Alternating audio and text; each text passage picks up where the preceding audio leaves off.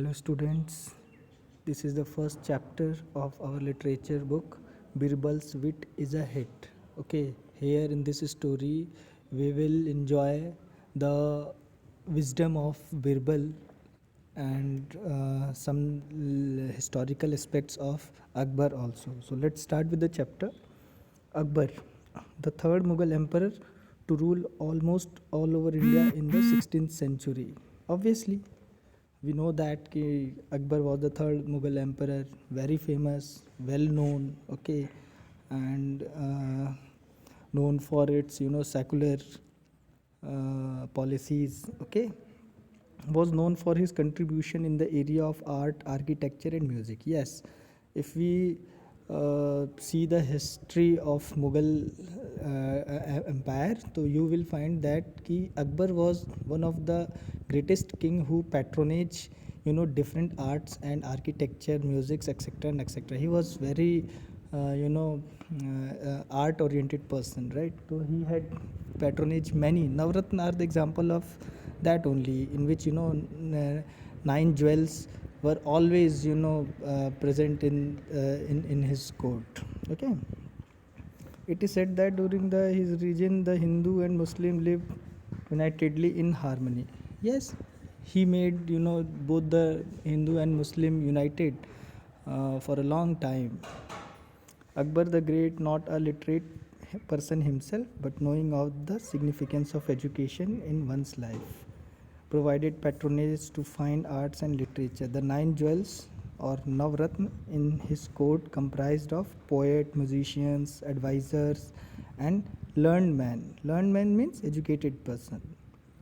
One of these eminent Navratna was the witty Birbal, who was also a poet and an author. Yes, Birbal was a poet also. Okay, many poems of Birbal are still found. Birbal's wit and wisdom led the emperor to invite him to be a part of royal court. Okay, वो उसकी खासियत ही थी कि उसे मतलब वो इतना बुद्धिमान था कि अकबर उसे अपने कोर्ट के उसमें उन्होंने उनको प्रधानमंत्री भी नियुक्त किया था.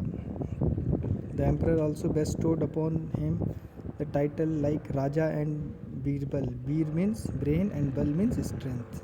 Of course उसका असली नाम जो था वो महेश दास था, तो उसकी खासियत की वजह से ही, उसके विजडम की वजह से ही उसको बीरबल का नाम अकबर बादशाह ने दिया था. ठीक है ना. तो बीर का मतलब इसमें बताया गया है ब्रेन, और बल का मतलब स्ट्रेंथ, मतलब जिसके पास मतलब कि बुद्धि बहुत होती है उसको बीरबल बोला जाता है. तो अपनी बुद्धि की वजह से उनका नाम ये बीरबल पड़ा. Right, let's start with the chapter. Emperor Akbar was very fond of delicacies and had a great taste for पान. अकबर बादशाह पान तो सबको पता होगा ना, उनको पान खाने के वो बहुत शौकीन थे. ठीक है. तो specially for those mouth watering ones that Shaukat Ali and his official paan wala rolled out. और ख़ास तौर पर उसका पान वो ज़्यादा खाना पसंद करते थे, जो एक उनके मतलब कि उनके कह लीजिए आप कि उनके शहर में था पान वाला, उसका नाम शौकत अली था. तो शौकत अली का पान वो बहुत चाव से खाते थे, बहुत पसंद करते थे. ठीक, तो उनका वो रॉयल पान वाला था. It so happened one unfortunate day that as Shaukat was preparing paan. एक दिन क्या हुआ, एक दिन शौकत अली से गलती हो गई. वो पान जब बना रहा था तो क्या हुआ, the coat of lime. Coat of lime मतलब चूने की परत, जो चूना पान के पत्ते में जो लगाते हैं ना, उसकी बात कर रहा है ये. तो the coat of lime applied got thicker. Thick से थिकर मतलब वो थोड़ा ज़्यादा हो गया देन यूजुअल, मतलब जितना वो लगाता था उस दिन थोड़ा चूना ज़्यादा हो गया, सिंपली अगर आप समझें तो. फिर जब ज़्यादा हो गया तो जाहिर सी बात है उसमें मुँह ज़्यादा चूना खा लेने से क्या होता है, मुंह कट जाता है. ठीक है, छाले पड़ जाते हैं जीभ पर. राइट, बहुत ज़्यादा चूना अगर हो जाए तो. सो हुआ ये कि the emperor had hardly taken a small bite and his tongue seem to be on fire. जैसे ही उसने पहला मतलब बाइट लिया, वैसे ही उसकी जीभ जल गई. ठीक है, बहुत जल गई क्योंकि पान ज़्यादा हो गया था. Flying into rage he sent for Shaukat Ali. वो जब क्रोध से जब आग बबूला हो गया और उसने तुरंत सैनिकों को आदेश दिया कि जा करके शौकत अली को हाजिर करो.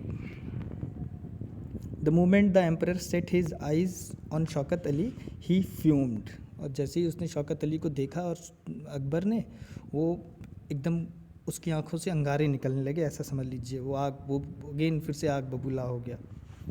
फिर उसने क्या बोला वो, your paan burnt my tongue, how do you claim to be the best paan maker in the city. उसे पूछता है, बोला तुम्हारी वजह से मेरा मुंह जल गया, कौन कहता है कि तुम इस शहर के सबसे अच्छे पान वाले हो।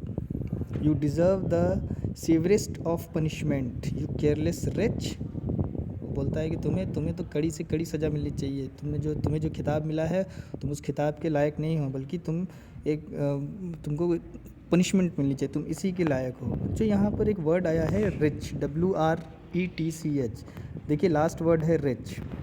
रिच वर्ड को देखिए, इसका मतलब होता है unlucky person. Word meaning में देखिए एन लकी पर्सन, राइट। तो दुष्ट आप यहाँ पर इसको रेफ़र कर लीजिए, उन्होंने उसको दुष्ट कहा। अब हुआ क्या, शौकत अली क्या कर सकता था। Shaukat Ali was now trembling. Trembling का मतलब होता है कांपना। Like a leaf in the wind, ठीक है, जैसे पत्ते फड़फड़ाते हैं ना, वैसे वो डर के मारे कांपने लगा, ठीक है। अब बादशाह खुद उसको अगर डांट रहे हैं तो आप समझ सकते हैं कि वो कितना घबरा गया होगा।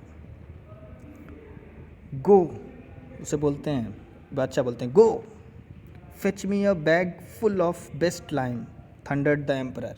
वो चिल्लाते हुए बोले, जाओ एक झोला या एक पन्नी में या जैसे भी हो, एक बड़े से बैग में जा कर के तुम चूना ले आओ। Relieve that his life was spared, Shaukat went to a nearby shop that sold lime. जब उसे पता चला कि उसकी जान खतरे में है, तो बेचारा जैसे जैसे वो अकबर बोलते गए वैसे वैसे वो करता गया। वो गया बाहर और पास की दुकान में जहाँ चूना मिलता था वहाँ पर वो पहुँच गया। He did not have the slightest hint, hint का मतलब तो पता ही होगा ना, अनुमान। तो he did not have the slightest hint of what awaited him. Await word से बना है वेट, वेट वर्ड से बना है अवेट। तो कहने का मतलब कि शौकत अली को ज़रा भी अंदाज़ा नहीं था इस बात का कि आगे उसके साथ क्या होने वाला है। अब मैं यहाँ पे पेज टर्न कर रहा हूँ, ठीक है, नेक्स्ट पेज पे आते हैं।